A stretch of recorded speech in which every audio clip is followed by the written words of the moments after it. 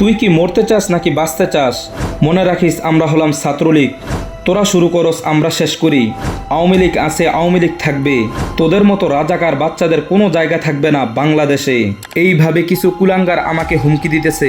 স্বৈরাচার মুক্ত দেশের ভিতরে হাজারো শহীদ ভাই বোনের রক্তের বিনিময়ে আজ আমরা এই দেশকে স্বৈরাচার মুক্ত করেছি। শহীদের রক্ত এখনো শুকায়নি। হাজারো ভাই বোন আমার হসপিটালে এখনো পড়ে আছেন। কারো হাত নেই, কারো পা নেই, কারো চোখ নেই, কেউ একেবারে এতিম হয়ে গেছেন। ওই দেশের ভিতরে স্বৈরাচাররা এখনো এইভাবে কথা বলতেছে। এইটা কি কোনোভাবে মেনে নেওয়া যায়? তাদেরকে আমরা ক্ষমা করে দিয়েছি বলে তারা আজ এইভাবে আমাদেরকে হুমকি দিতেছে। আমি যেন তাদের বিরুদ্ধে কথা না বলতে পারি, এই জন্য আমাকে এইভাবে হুমকি দিতেছে। আমি তাদেরকে একটা কথা বলতে চাই, 5 আগস্ট স্বৈরাচার মুক্ত দেশ ঘোরার আগে তোমার থেকে আরো বড় বড় নেতাদের অনেক হুমকি আসছিল। এখন তারা কোথায়? আমার কি একটাই অপরাধ? তোদের অপরাধগুলো মানুষের সামনে তুলে ধরতেছি। দেশের উন্নয়নের নাম করে দেশের হাজার হাজার মিলিয়ন মিলিয়ন ডলার পার করে দিয়েছ বিদেশে।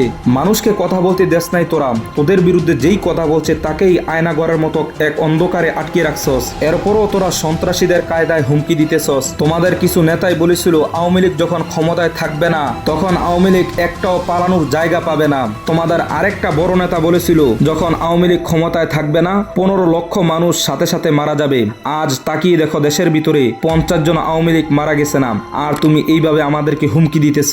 যারা প্রকৃত আওয়ামী লীগ তারা কখনো এইভাবে কথা বলতে পারে না। আমার সাথেও কিছু আওয়ামী লীগের ভালো সম্পর্ক আছে, কই তারা তো আমাকে এগুলো বলে না। আমরা কোনো প্রতিহিংসামূলক রাজনীতি চাই না। আমরা এমন একটি সুন্দর দেশ গঠন করতে চাই যেই দেশে মানুষ মুক্ত বাতাসের মতো থাকবে, নিজের সকল অধিকার ফিরে পাবে। যারা এখনো এইভাবে হুমকি দিতেছেন, একটা কথা মনে রাখেন, এই দেশ আমাদের কারোর বাপের কিনা সম্পত্তি না। অন্যায়ের বিরুদ্ধে কথা বলতে গিয়ে যদি জীবন দিতে হয় তাহলে রাজি আছি ইনশাআল্লাহ।